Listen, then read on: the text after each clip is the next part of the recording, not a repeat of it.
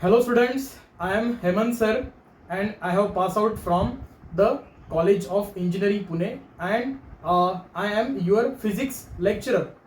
So today we are going to discuss about the Archimedes principle and buoyant force and all the special cases related to that, and will solve some questions regarding the topic which are very necessary for the JEE exam as well as NEET exam.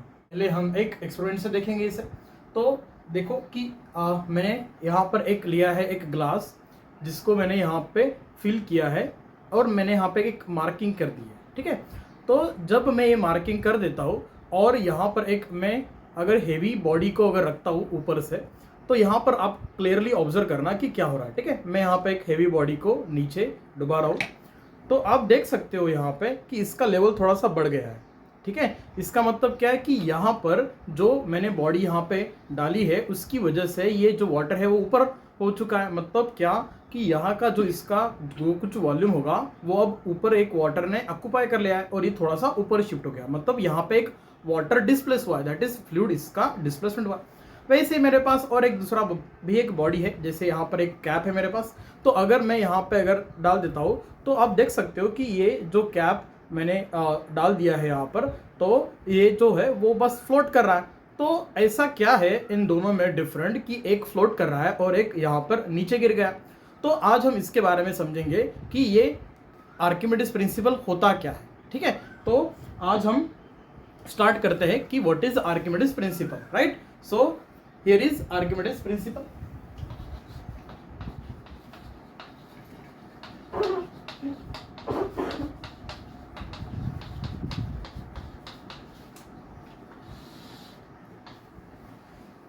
तो students, जो ये topic है आज का जो कि fluid static से आता है, तो हम यहाँ पर यही ऑब्जर्व करेंगे। तो एक फिर भी एक मैं एक एक्सपेरिमेंट से बताना चाहता हूँ आपको कि अगर मैं यहाँ पर एक बीकर लेता हूँ जिसमें कुछ मैं पानी फिल करता हूँ और ये पानी में अप टू द ब्रीम भरता हूँ उसे, और यहाँ पर एक बीकर है जो कि मैंने फुल भरा हुआ है, ठीक है। तो यही एक्सपेरिमेंट मैं दूसरी तरीके से यहाँ पर सेम बीकर से मैं एक्सपेरिमेंट करना चाहता हूँ कि वही बीकर मैंने लिया है, लेकिन दूसरे कंडीशन में यहाँ पर हम ये डिस्कस करेंगे। ये पानी यहाँ तक तो भरा हुआ है, ये पानी है, इसको हम फ्लूइड बोल सकते हैं। तो मैं जिसने ये प्रिंसिपल के बारे में बताया जो कि आर्किमिडीज है, तो हम एक काम करेंगे कि आर्किमिडीज को ही यहाँ पे डुबा देंगे। तो देखो बच्चों, यहाँ पर एक आर्किमिडीज जो है उसको मैंने यहाँ पे रख दिया, तो जो कि उसने एक्सपेरिमेंट भी किया था बाथटब पे।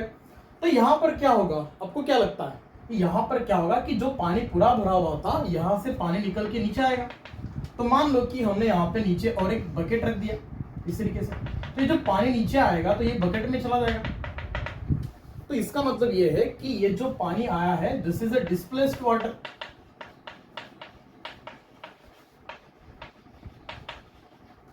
और ये डिस्प्लेस वाटर इसकी वजह से ये नीचे आया है। तो इसके बारे में आज हम समझेंगे, ठीक है। तो ये डिस्प्लेस वाटर जो भी है वो अगर हम यहाँ पे समझे तो जितना वॉल्यूम इस बॉडी का अंदर गया था उतना ही वॉल्यूम यहाँ पर बाहर आया। मतलब यहाँ पे जो भी वॉल्यूम आएगा वो होगा V इनसाइड। इसका मीनिंग क्या है कि जो वॉल्यूम इस बॉडी का था उसका इनसाइड जो भी अंदर गया है उसका ये पार्ट है जो कि डिस्प्लेस हो चुका है। तो यहाँ पर ये आर्किमिडीज प्रिंसिपल हमें ये बताता है कि एक प्रिंसिपल के बारे में अगर हमें इसका समझना है तो ये प्रिंसिपल ये है कि when a body is immersed in a fluid then there is loss of weight which is equal to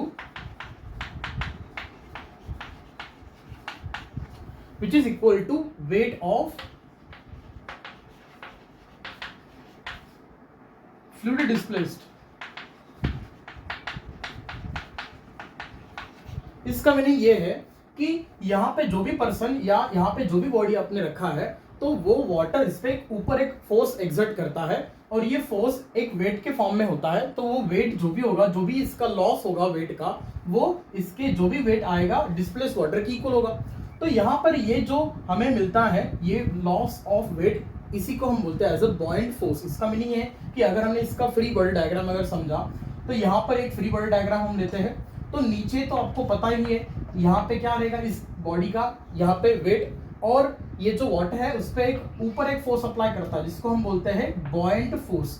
और ये बॉइंट फोर्स ये जो होता है ये वाटर या जो भी फ्लूइड है वो ऊपर अप्लाई करता है, ठीक। तो इनका जो लॉस हो गया है वेट का, वो हमें जो मिलता है, then there is a loss of weight which is equal to the weight of fluid displaced. और यहाँ पर हम यही समझेंगे कि यही एक बॉइंट फोर्स होता है। तो बॉइंट force can be given by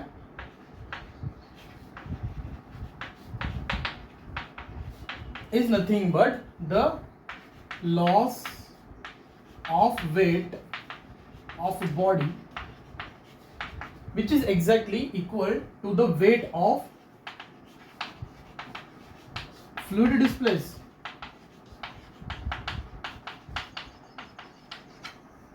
और हम इसे B से डिनोट करेंगे। तो ये जो B होगा हम यहां पे बोल सकते हैं कि ये इसका कुछ मास होगा, मास ऑफ दैट लिक्विड। तो हम बोल सकते हैं यहाँ पे क्या होगा, इसका जो भी वेट आएगा, हम अगर यहाँ पे एक वेइंग मशीन से इसे समझते हैं तो मिलेगा हमें mass of liquid into g, that is mg, पता है सबको। लेकिन अगर हमें इस ml को अगर दूसरी तरीके से लिखना है तो हम क्या बोल सकते हैं, density can be given by mass upon volume. तो यहाँ पर जो भी मिलेगा आपको वो हम मास को लिख सकते हैं डेंसिटी इंटू वॉल्यूम। तो ये बनेगा आपका डेंसिटी इंटू वॉल्यूम इंटू जी। लेकिन आपको ये समझना जरूरी है कि यहाँ पे जो भी वॉल्यूम आया है वो सिर्फ जो बॉडी इनसाइड गई है उतना ही वॉल्यूम। तो इसलिए यहाँ पे हमेशा रखना कि ये जो डेंसिटी होगा वो इसके लिक्विड का डेंसिटी होना चाहिए, और ये जो वॉल्यूम होगा वो सिर्फ इनसाइड बॉडी का। तो हम यहाँ पर लिखेंगे इनसाइड का, and this is the buoyant force which is nothing but this rho V g. Now what will be the weight of this body? So this is the one expression that you must know. And what is the weight of that body?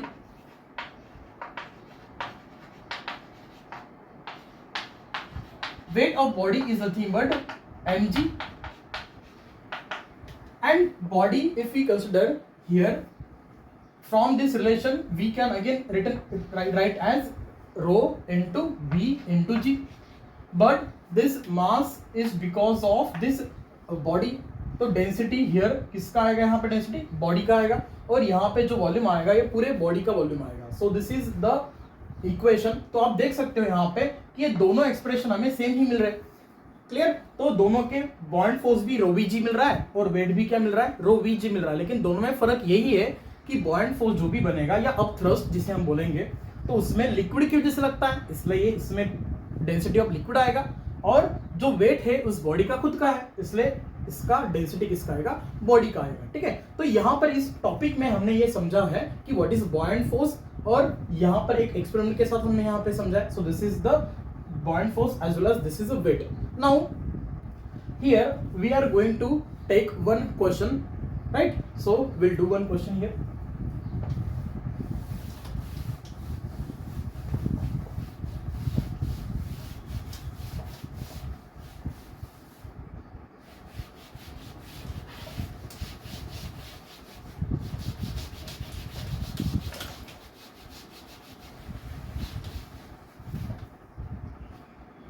So write the question.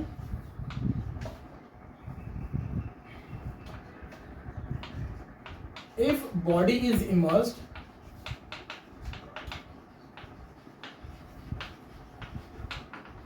in a liquid,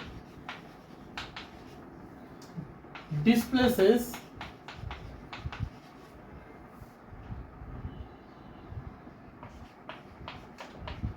volume of 400 centimeter cube, find loss of weight of a body, right. तो हमें यहाँ पे पूछा गया है कि एक हमने बीकर लिया है और यहाँ पर एक लिक्विड फिल किया गया है, एज्यूम कर लो इस लिक्विड को हम वाटर ही समझ लेते हैं, तो ये डेंसिटी ऑफ वाटर होगा जो कि कितना होता है 10⁻³ kg पर मीटर क्यूब। और यहाँ पर एक जो बॉडी है वो कुछ वॉल्यूम को डिस्प्लेस कर रहा है, और इसका हमें देख रखा है यहाँ पर एक बॉडी, वो कितना वॉल्यूम डिस्प्लेस कर रहा है 400 सेंटीमीटर क्यूब इतना। तो हमें यहाँ पर पूछा गया है कि लॉस ऑफ वेट कितना होगा, तो लॉस ऑफ वेट जो भी होगा वो बॉयंट फोर्स की इक्वल आएगा, और आपको ये पता ही है वो होता है रो v इंटू जी, और ये डेंसिटी किसका होगा लिक्विड का, और ये कितना डिस्प्लेस कर रहा है 400, मतलब ये वॉल्यूम हमें देके रखा है। So from this we can use this density of liquid that is 10⁻³ into volume 400 centimetre cube. तो 400 सेंटीमीटर क्यूब अगर लिखना है तो हमें लिखना पड़ेगा, ये सेंटीमीटर में कन्वर्ट करना होगा, तो ये होगा 10⁻², सेंटीमीटर से मीटर में कन्वर्ट कर लिया, और इसका हमने क्या करना पड़ेगा यहाँ पे क्यूब, और g जो कि एक्सेलरेशन ड्यू टू ग्रेविटी है तो वो होगा 10। तो बच्चों यहाँ पे सॉल्व करना होगा हमें, तो ये हम बोल सकते हैं 400 और ये 3 जीरोस यहाँ पे अगर मिलेगा तो 4 इंटू 10⁻², ये 1 2 3 जीरोस और ये 3, ये 6 होगा, इंटू ये मिलेगा 10⁻⁻6। तो यहाँ पे अगर सॉल्व करोगे तो ये और ये होगा कैंसिल, और आपको मिलेगा आंसर दैट इज 4। और ये सब कुछ हमने ऐसा यूनिट में किया, इसलिए हमें बॉयंट फोर्स मिल जाता है 4 न्यूटन इतना। So this is the buoyant force, और ये बॉयंट फोर्स अभी हमने डिस्कस किया वो वही है जो कि वॉल्यूम्स ने डिस्कस किया था। सो this is nothing but the, यहाँ पर जो भी पूछा था हमें loss of weight of the body.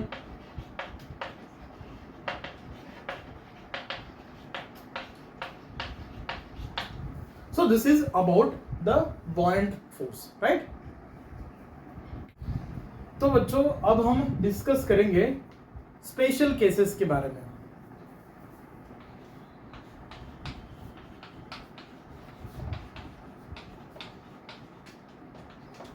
तो पहला स्पेशल केस यहां ये होगा, समझो हमने एक बीकर लिया जिसमें एक फ्लूइड फिल किया है, तो अगर मैं यहाँ पे कोई भी एक बॉडी अगर ड्रॉप करता हूं और ये बॉडी अगर नीचे चली जाती है इस तरीके से, तो ये कंडीशन कब आएगी। उसके बाद दूसरा स्पेशल केस ये होगा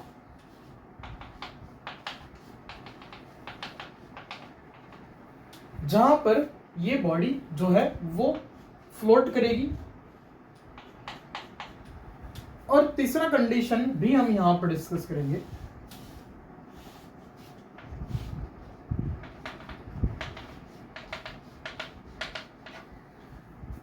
यहां पर ये डिफरेंट केस रहेगा, ये जो कुछ बॉडी होगी कुछ हिस्सा इसका ऊपर दिखेगा और कुछ हिस्सा इसका इनसाइड रहेगा।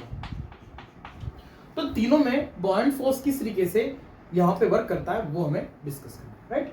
तो पहला केस समझते हैं कि यहां पर आप देखो तो हम जो लिक्विड लेने वाले हैं इसको हम बोलेंगे लिक्विड का डेंसिटी दैट इज ρl, और ये जो बॉडी हम लेंगे इसका डेंसिटी होगा डेंसिटी ऑफ दिस बॉडी। तो ये कब होता है, ये सिचुएशन कब होगी, ये तब हो जाती है जब बॉडी का डेंसिटी लिक्विड के डेंसिटी से ज्यादा है। तो ये पहला कंडीशन जो भी हम यहाँ पर डिस्कस कर रहे हैं, तो ये कंडीशन किसके लिए होता है कि density of a body is greater than density of this liquid. तो ऐसे सिचुएशन में अगर हम इसका फ्री बॉडी डायग्राम अगर देखेंगे इस बॉडी का, तो यहाँ पर मैं इसका फ्री बॉडी डायग्राम ड्रॉ करता हूँ। तो आपको पता है कि लिक्विड में जाने की वजह से यहाँ पर एक ऊपर एक फोर्स लगता है इस बॉडी पे, वो होता है एक बॉयंट फोर्स, और ग्रेविटी की वजह से यहाँ पे लगता है उसका खुद का वेट, और यहाँ पर एक कांटेक्ट क्रिएट हो रहा है। तो कांटेक्ट क्रिएट होता है तो बताओ मुझे कि कौन सा फोर्स आता है, तो वो होता है यहाँ पे कांटेक्ट फोर्स। तो कांटेक्ट फोर्स जो भी होगा वो हम बोलते हैं एज अ नॉर्मल रिएक्शन, और नॉर्मल रिएक्शन को भी हमें यहाँ पे लेना पड़ेगा। और आप यहाँ पे देख सकते हो कि ये एक इक्विलिब्रियम में है, तो इक्विलिब्रियम में अगर है इसका मतलब क्या, total upward forces should be equal to total downward forces. So from here we can conclude here that normal reaction plus buoyant force is equal to its weight. और यहाँ पे जो नॉर्मल रिएक्शन बनेगा वो बनेगा आपका W माइनस बी। तो ये जो नॉर्मल रिएक्शन है ये आता है वेट माइनस बॉयंट फोर्स, मतलब यहाँ पे इस बॉडी पे नीचे वेट लग रहा है और ऊपर बॉयंट फोर्स, तो इसका मतलब यहाँ पे कि इसका लॉस हो चुका है, और यहाँ पर ये जो भी लॉस होता है वो जो वेट बन जाता है उसको बोलते हैं हम apparent weight, and this is also known as apparent wait.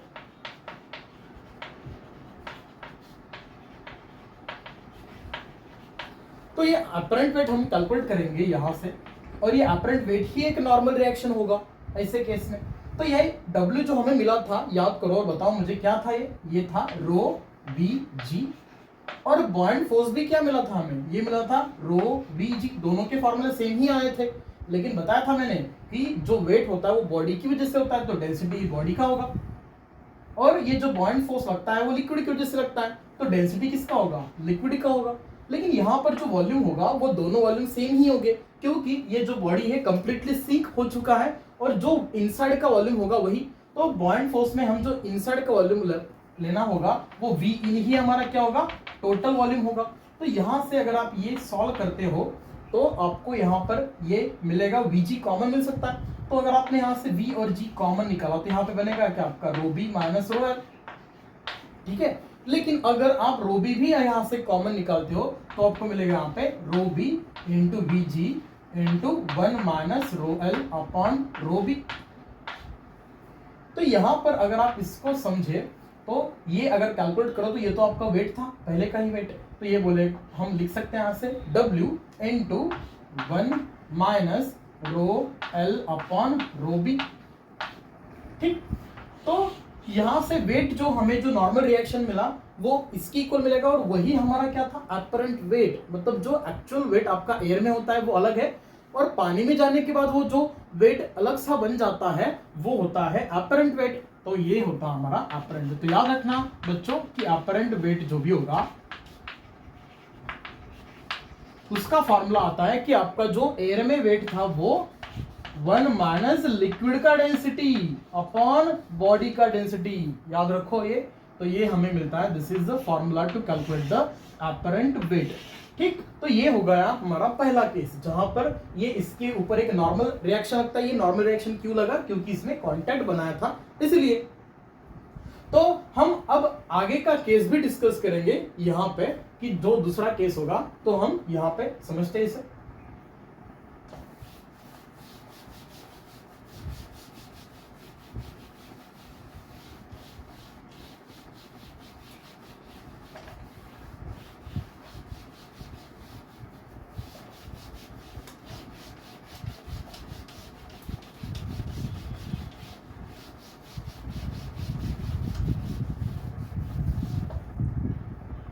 जो दूसरा केस होगा उसमें हमने क्या समझा था कि यहाँ पे जो भी हमने फ्लूइड फिल किया गया है यहाँ पर वो एग्जैक्टली फ्लोट करेगा ऊपर, ऐसे सिचुएशन में। तो ये आपने देखा होगा कि अगर मान लो कि आपने एक वाटर बॉटल लिया जिसमें पानी फिल किया है, और वही वाटर बॉटल अगर आप दूसरे एक वेसल में डालते हैं जहां पे पानी है तो एग्जैक्टली वो फ्लोट करता है। तो वही सिचुएशन ये भी है, तो अंदर भी वाटर होगा और बाहर भी वाटर। इसका मतलब क्या, ये जो बॉडी होगा, density of the body must be equal to density of this water या लिक्विड, हम बोल सकते हैं। तो अगर हम यहाँ पे ये समझे, इसका अगर हमने एनालिसिस करना है तो ये इस सिचुएशन के लिए वैलिड रहेगा। तो इसका भी हम क्या करेंगे कि फ्री बॉडी डायग्राम बनाएंगे। तो अगर फ्री बॉडी डायग्राम यहाँ पे बनाते हैं तो आपको पता है नीचे क्या लगेगा, वेट लगेगा, और ऊपर क्या लगेगा, इस पे बॉयंट फोर्स लगेगा, क्योंकि लिक्विड इस पे लगा रहा है बॉयंट फोर्स हमेशा। और आप ये देख सकते हो कि इक्विलिब्रियम में भी है, मतलब ये स्टैटिक कंडीशन में कहीं मूव नहीं होगा। इसका मतलब क्या है, बॉयंट फोर्स और वेट को यहाँ पर क्या होगा, बैलेंस हो गया। तो हम बोल सकते हैं कि बॉयंट फोर्स इक्वल टू क्या हो गया, वेट हो गया। तो हमें दोनों के फॉर्मूले पुट कर सकते हैं। देखो यहाँ पे रो वी जी, और ये भी कितना होगा, रो वी जी। ये बॉयंट फोर्स लिक्विड की वजह से, ये वेट इसके बॉडी की वजह से, और वॉल्यूम देखो यहाँ पे वो भी इनसाइड ही है। तो total volume of the body is inside. हम जो भी वॉल्यूम लेते हैं वो बॉडी का ही लेते हैं, हम हमेशा यहाँ पर लिक्विड का वॉल्यूम कभी कंसिडर नहीं करते। तो यहाँ से Vg, यहाँ से Vg cancel, and ultimately you will get that rho L equal to rho B, जो कि ये केस हमें ऑलरेडी पता ही था इस तरीके से, ठीक। तो this is how will consider. और इसके अपरेंट वेट के बारे में अगर हमने समझा, वो आपको पता है कितना होता है, W माइनस बी, जो कि यहाँ पे क्या होगा, W और B तो सेम ही है इक्विलिब्रियम में होने के कारण, तो यहाँ पे आता है 0। तो याद रखना बच्चों कि अगर कोई बॉडी अगर फ्लोट कर रहे हैं ऑन द सरफेस, जो कि यहाँ पर इस तरीके के सिचुएशन में होगा, तो उसका अपरेंट वेट हमेशा 0 होगा। तो ये क्वेश्चन आते हैं। Now will see the next important case, that is third case, जिसमें यहाँ पे ये सिचुएशन हम कंसिडर करेंगे। So let's assume this is the water और फ्लूइड यहाँ पर हमने रखा, और ये तीसरा कंडीशन हमने इस तरीके से समझा था, कुछ हिस्सा जो है बॉडी का ऊपर रहेगा और कुछ हिस्सा नीचे रहेगा। तो हम ये मान के चलते हैं कि बाहर का जो भी हिस्सा होगा उसको हम बोलेंगे वी ओ, और जो इनसाइड का जो भी हिस्सा होगा उसको बोलेंगे वी इन। और ये टोटल वी ओ और वी इन क्या है, ये टोटल बॉडी का वॉल्यूम है, दैट इज टोटल बॉडी का वॉल्यूम होगा V in plus V O. ठीक है, तो अब ऐसे केस में भी हम इसका फ्री बॉडी डायग्राम डिस्कस करते हैं। तो इसका फ्री बॉडी डायग्राम अगर हमने यहाँ पे डिस्कस किया, ये बॉडी भी इक्विलिब्रियम में दिख रही है, तो ऊपर जो भी आपका मिलेगा वो होगा एक बॉइंट फोर्स, और नीचे क्या मिलेगा आपको, इसका वेट। ठीक, तो यहाँ पर जो भी हमें मिलेगा B और W, इस केस में हम बोल सकते हैं कि यहाँ पर भी ये क्या होगा, B इज इक्वल टू क्या मिलेगा आपको, W ही मिलेगा। लेकिन ऐसे केस में अगर हम यहाँ पे समझे तो ये जो B होगा इसका फॉर्मूला कितना मिलेगा आपको, यहाँ से रो L into V into G, और यहाँ पे कितना मिलेगा आपको, रो B into V into G, ये पता है सबको।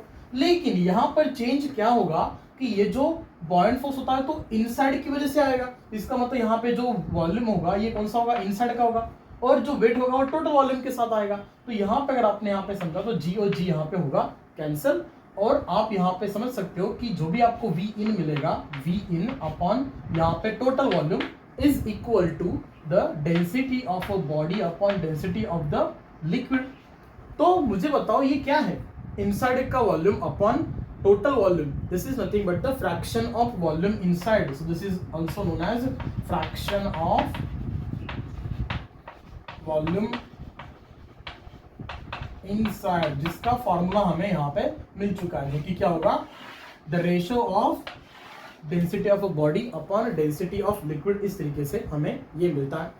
तो अगर हमें यहाँ पे फ्रैक्शन जो चाहिए, यहाँ पर अगर फ्रैक्शन ऑफ वॉल्यूम आउटसाइड अगर चाहिए तो कैसे मिलेगा, तो हमें यहाँ पे क्या करना पड़ेगा, यहाँ पर फॉर्मूला आएगा फ्रैक्शन ऑफ वॉल्यूम आउटसाइड, वो होगा आपका V O upon total V. तो इस केस में अगर आप यहाँ पे सॉल्व करोगे तो वी ओ और वी ओ के जगह पे आप यहाँ पे पुट कर सकते हो V O is equal to V minus V in.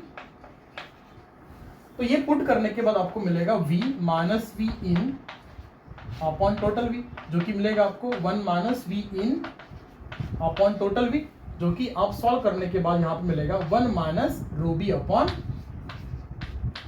Row L, इतना। So this is the final expression that you will get from your fraction of the volume outside. मतलब हमें करना क्या है कि ये जो rho B upon rho L मिला था उस फ्रैक्शन को बस 1 से सब्सट्रैक्ट करना है, तो जो बचा होगा वो आपको क्या मिलेगा, वॉल्यूम आउटसाइड। मतलब ये बॉडी कितना बाहर है और कितना अंदर है ये डेंसिटी पे डिपेंड करता है। तो यहाँ पर हम एक क्वेश्चन से इसे समझेंगे कि इस पे एक क्वेश्चन हम डिस्कस करते हैं।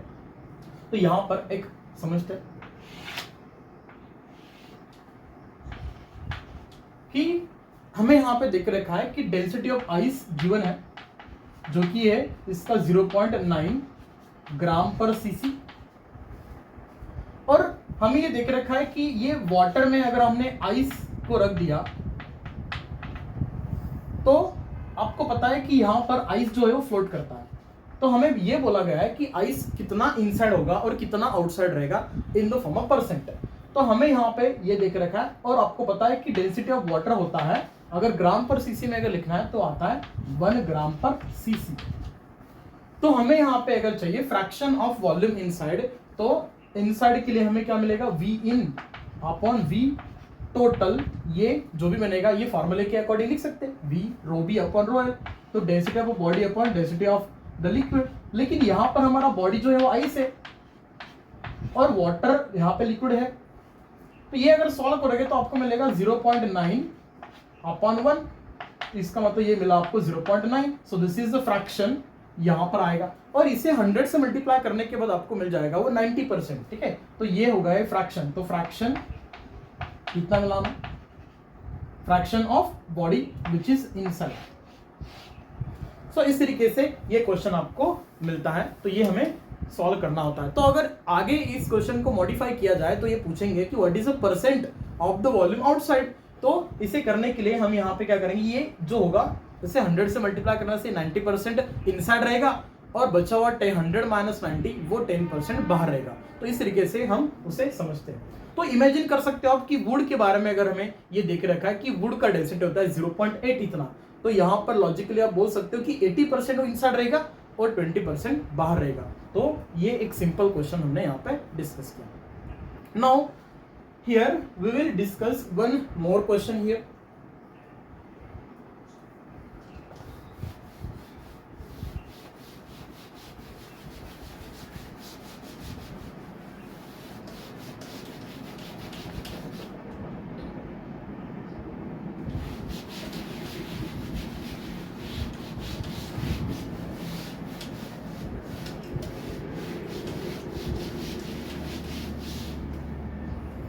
एक क्वेश्चन समझते हैं।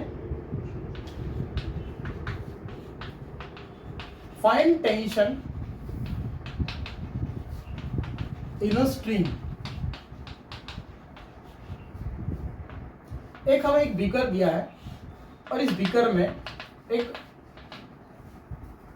बॉडी एक फ्लूइड है जिसका डेंसिटी कितना है, रो एल है, और यहाँ पर एक बॉडी जो है एक स्ट्रीम के सहारे यहाँ पे रखा है और एक जो मास है इस तरीके से हमें गिवन है, जो कि इस तरीके से अंदर है। इस बॉडी का डेंसिटी कितना है, रो बी है। तो ऐसे केस में हमें पूछा गया है कि ये इस तरीके से हमें ये समझो कि ये टोटल वॉल्यूम इनसाइड ही है। तो बोला गया है कि what is tension in a stream. तो टेंशन इन अ स्ट्रीम हमें पूछा है in the variables which are we consider normally. तो ऐसे क्वेश्चन को सॉल्व करने का तरीका क्या है वो समझते हैं। तो पहले तो फ्री बॉडी डायग्राम बनाओ। आप देख सकते हो कि ये जो बॉडी है वो स्टेशनरी है, तो नीचे एक लगेगा वेट, ऊपर क्या लग रहा है आप देखो, आप देख सकते हो यहाँ पे दो फोर्सेस लगेंगे। एक तो क्या रहेगा, एक बॉयंट फोर्स, और ये स्ट्रिंग की वजह से ऊपर आएगा एक टेंशन भी। बॉडी इक्विलिब्रियम में मतलब क्या, total upward forces equal to total downward forces. तो हम यहाँ पर अगर समझे तो ये मिलेगा आपको tension plus buoyant force equal to W, और ये जो टेंशन मिला वो मिलना आपको डब्ल्यू माइनस बी। तो ये तो अभी हमने डिस्कस किया, डब्ल्यू माइनस बी तो अपरेंट वेट होता है। तो अपरेंट वेट अगर हम यहाँ पे समझे तो टेंशन जो मिलेगा आपको वो तो ये मिलेगा। तो हमें एक फॉर्मूला पता ही है अपरेंट वेट का। तो अपरेंट वेट हमें ये मिलता है original weight into 1 minus rho L upon rho B. लेकिन इसको दूसरी तरीके से भी लिख सकते हैं कि डब्ल्यू हम यहाँ पे अगर मान के चले तो ये भी होगा रो वी जी, ये भी होगा रो वी जी। ये जो बॉडी की वजह से है और बॉयंट फोर्स है लिक्विड की वजह से। तो इसे अगर आपने समझा तो ये मिलेगा आपको total rho B minus rho L, और दोनों तो यहाँ पे है ही वी जी। दोनों के लिए वॉल्यूम सेम क्यों लिया हमने, क्योंकि वो कंप्लीटली इनसाइड है इसलिए। तो ये मिला हमें टेंशन इन अ स्ट्रिंग। अब इसी क्वेश्चन को थोड़ा मॉडिफाई कर दिया जाए कि अगर ये सेटअप हम एक लिफ्ट में लेके जाए और लिफ्ट ऊपर एक्सेलरेट करेगा और नीचे एक्सेलरेट करेगा तो क्या चेंज होगा इस टेंशन में। तो पहला केस समझेंगे यहाँ पे, case 1। If lift is accelerating upward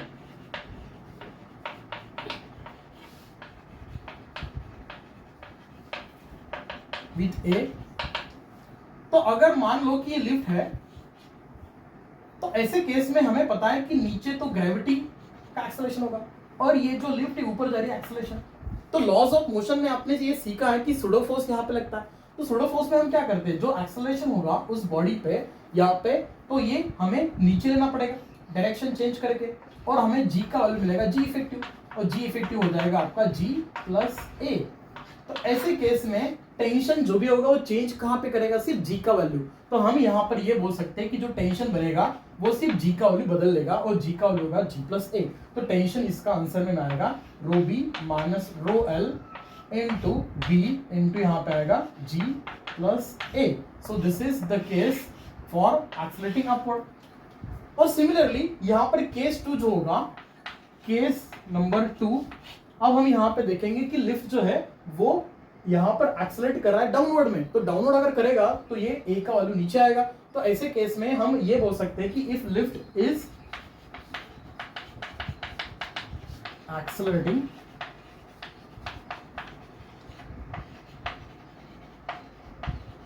downward, तो हमने यहाँ पे लिया कि ये जो लिफ्ट है ग्रेविटी नीचे है और यहाँ पर जो भी लिफ्ट का एक्सेलरेशन है वो नीचे है, लेकिन सुडो फोर्स की वजह से इसे हमें डायरेक्शन बदल के ऊपर लेना पड़ेगा। तो जी इफेक्टिव यहाँ पे कितना होगा, तो effective value of G will become G minus A, ठीक है।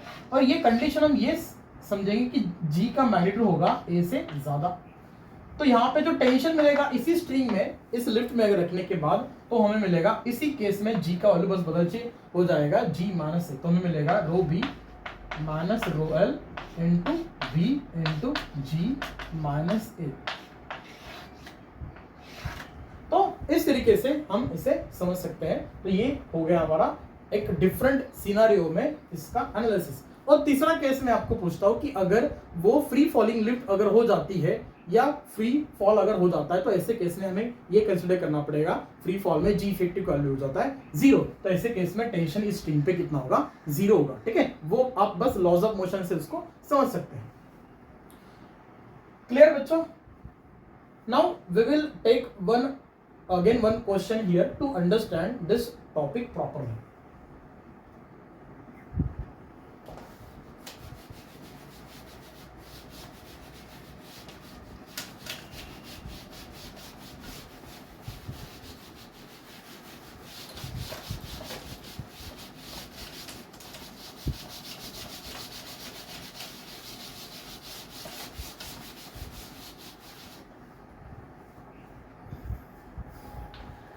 एक क्वेश्चन लेते हैं।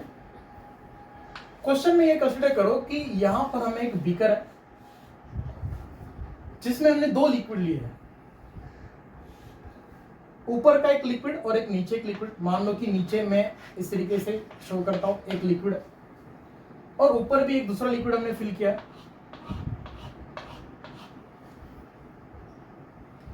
तो जो ऊपर का लिक्विड है उसका डेंसिटी और नीचे का जो लिक्विड है उसका डेंसिटी, इसको मानते ρ1, इसको मान लेते ρ2। यहां पे ये हम मान के चलेंगे कि ये है 0.4 ग्राम पर सीसी में और नीचे का है 0.6 ग्राम पर सीसी में। और इसके इनसाइड एक हमने लिया है एक क्यूब।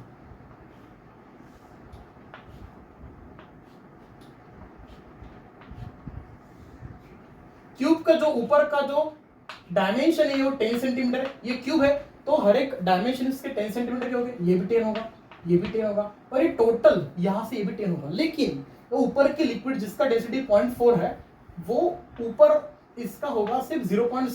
यहाँ पर 6 सेंटीमीटर ऊपर और नीचे का हिस्सा होगा 4 सेंटीमीटर नीचे और इनके बीच में ये लिक्विड होगा। तो दोनों लिक्विड आपको पता है कि जिसका डेंसिटी कम होता है वो लिक्विड ऊपर रहेगा, जिसका डेंसिटी ज्यादा वो नीचे रहेगा और इसके बीच में ये जो भी क्यूब है वो है। तो क्वेश्चन यहाँ पे बोला गया है कि find the mass of the cube.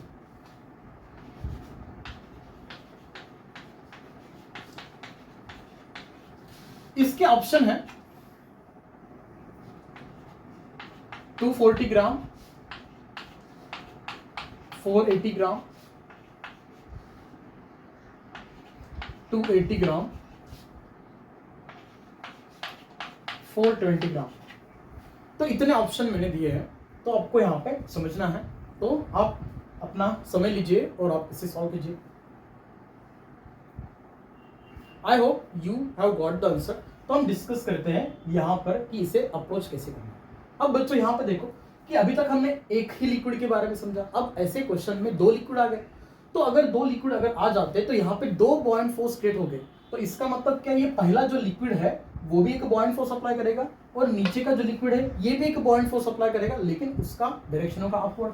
तो इसका अगर इस क्यूब का अगर हम एक फ्री बॉडी डायग्राम अगर डिस्कस करें तो ऊपर आएगा पहले लिक्विड की वजह से ऊपर का पहला बॉयंट फोर्स, दूसरे एक लिक्विड की वजह से ऊपर एक दूसरा बॉयंट फोर्स। लेकिन यहाँ पर और होगा नीचे इन पे लगने वाला यहाँ पर एक वेट जो कि क्या होगा, इसका mg की इक्वल होगा। तो ये जो w होगा तो इस ब्लॉक का मास होगा mg की इक्वल। और हम ये समझ सकते हैं कि ये इक्विलिब्रियम में ही है। तो अगर ये इक्विलिब्रियम में है तो हम बोल सकते हैं कि यहाँ पर एक कंडीशन आएगा कि w जो भी होगा वो बैलेंस कर लेगा टोटल अपवर्ड फोर्सेस में। ये आएगा d1 प्लस d2। तो ये एक्सप्रेशन तो हम सॉल्व कर ही सकते हैं क्योंकि वेट जो भी होगा हमें पता है वो कितना है, mg की इक्वल है। बॉयंट फोर्स जो आएगा फॉर्मूला पता है आपको, ये कितना है रो vg, और ये भी कितना है रो vg। लेकिन ध्यान रखना यहाँ पे चेंजेस करने होंगे। पहला बॉयंट फोर्स जो है वो पहले लिक्विड की वजह से है, तो इसका डेंसिटी 1। दूसरा बॉयंट फोर्स नीचे के लिक्विड की वजह से, तो इसका डेंसिटी 2। और बॉयंट फोर्स जो भी होता है वो हमें पता है कि इनसाइड वॉल्यूम की वजह से, तो ऊपर के केस में जो इनसाइड वॉल्यूम है वो भी हम लेते v1 और यहाँ पे लेते v2। तो देख सकते हो आप यहाँ पे g का वॉल्यूम कैंसिल होगा हर जगह से, और डायरेक्टली आपको मास मिलेगा ऐसे, तो ρ1 v1 प्लस ρ2 v2। तो डेंसिटी तो हमें पता ही है कितना है यहाँ से 0.4। अगर वॉल्यूम पहले पारे में अगर बात करें कि ऊपर में कितना वॉल्यूम है, तो आप देख सकते हो ऊपर क्या एरिया है 10 × 10, और आपको पता है कि वॉल्यूम ऑफ द क्यूब क्या होता है LBH होता है। तो ये एरिया हो गया इसका ऊपर का 10 × 10, और ऊपर कितना है 6, तो यहाँ पर हम बोल सकते हैं कि 0.4 इंटू यहाँ पे होगा 10 × 10 × 0.6। हम यहाँ पे सीजीएस क्वांटिटी में डिस्कस करेंगे, प्लस यहाँ पे जो डेंसिटी 2 होगा उसमें हमें पता है देख के रखा है यहाँ पे 0.6 इंटू इसका नीचे का सरफेस एरिया भी सेम रहेगा, लेकिन ये जो वर्टिकल है वो उसका 4 सेंटीमीटर ही तो है, तो होगा ये 10 × 10 इंटू यहाँ पर आएगा 0.4। तो वो अगर आप सॉल्व करोगे तो यहाँ पर कितना मिलेगा 0.4, ये 4 बन जाएगा, तो यहाँ पर ये मिलेगा आपको, सॉरी यहाँ पर होगा 6 सेंटीमीटर, और ये मिलेगा आपको 4 सेंटीमीटर इतना। तो अगर ये सॉल्व करोगे आप तो ये होगा 4 इतना, और ये मिलेगा आपको 6 × 4 मिलेगा आपको 240। So this is 240 and again this will become again 240। तो वो अगर आप सॉल्व करोगे you will get here at the 480 gram.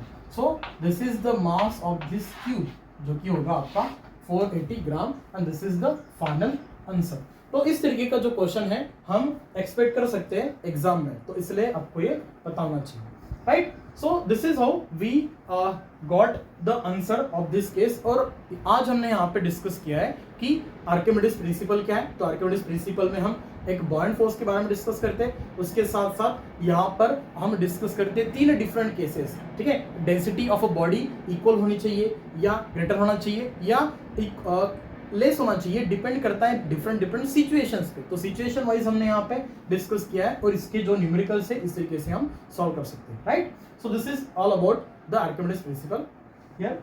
Thank you, right.